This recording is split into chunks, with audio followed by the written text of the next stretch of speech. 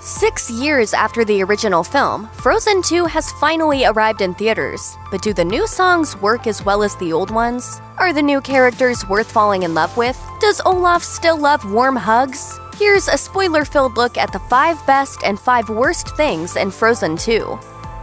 Frozen launched into the stratosphere as one of the biggest family films ever in 2013 for a number of reasons, but one of the most important was its centerpiece song, Let It Go, which any parent can no doubt recite from bitter memory. But while there are certainly attempts in Frozen 2 to recapture some of that Let It Go magic, even the planned showstopper Into the Unknown doesn't quite reach those heights. It was a tall order to be sure, but the film can't quite rise to it.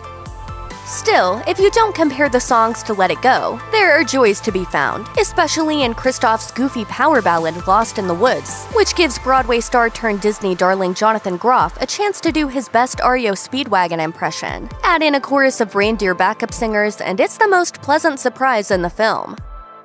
The Frozen films might be for kids of all ages, but they're also inventive fantasy adventures that employ their own rich sense of mythology, magic, and world building. It's a lot of backstory for kids to understand, so how does Frozen 2 address this? Have Olaf stop everything to give the new characters what's essentially a recap of the first film. There's nothing here that Michael Pena didn't do much better in the Ant-Man films over in the Marvel Cinematic Universe. Unlike those movies, though, in Frozen 2, it just stops the story dead in its tracks for an exposition-heavy nostalgia slog. There had to be a better way to do this.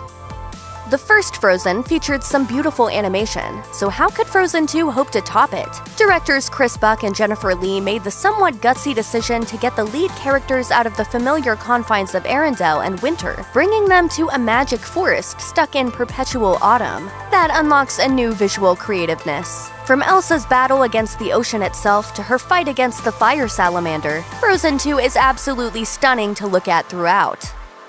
It's been 6 years since Frozen hit theaters, but as the characters helpfully tell us in the sequel, only 3 years have passed in the realm of Arendelle since the last time we saw Anna, Elsa, Olaf, and Kristoff, and absolutely nothing whatsoever seems to have happened in that time. Everyone's basically in the exact same place they were when the last film left them, and considering how complex much of Frozen's storytelling is, that feels like a misstep.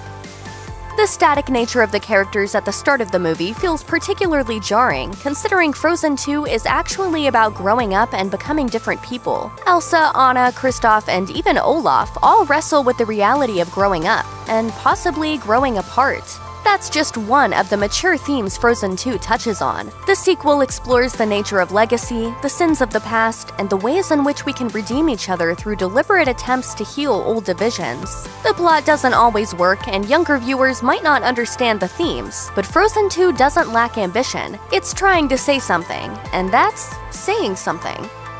Disney has a long history of introducing memorable new characters in sequels to keep things fresh. Toy Story, for instance, has Jessie, Bullseye, and Forky, just to name a few. But while Frozen 2 introduces some new characters, none of them seem particularly interesting or important to the story. Even the film itself doesn't seem very interested in the characters, introducing them only to pretty much write them out in the next scene. If you can remember the names of any of the Arendelle soldiers or the Northuldra people by the end of the film, it will be a miracle.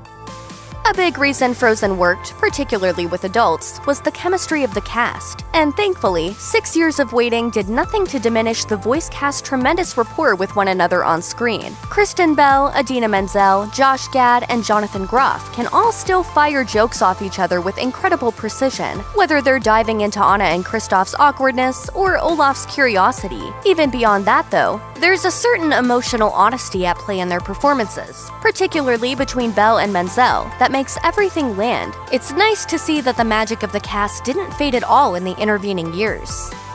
Olaf's recaps aren't the only bit of clumsy exposition in the movie. Frozen 2 seems so intent on getting started that they kinda botched the setup. After a short flashback with Anna and Elsa's parents telling a bedtime story that serves as a massive plot dump, we segue right into Elsa hearing voices, magically activating all the elements, and nearly blowing up the city in a rushed sequence that feels fairly incoherent.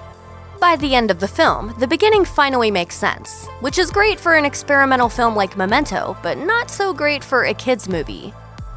At one point in the film, Olaf rather offhandedly remarks that water has memory. That turns out to be an important line though, as it sets up a key part of the Frozen 2 mythos. It turns out that water does have memory, which means ice can hold memory, allowing Elsa to become a kind of memory summoner and keeper. This all culminates in one of the film's most visually gorgeous sequences in the ice cave, as Elsa learns the whole truth about Arendelle's dark past. It's a great example of something that starts off simple being expounded on in a really compelling way.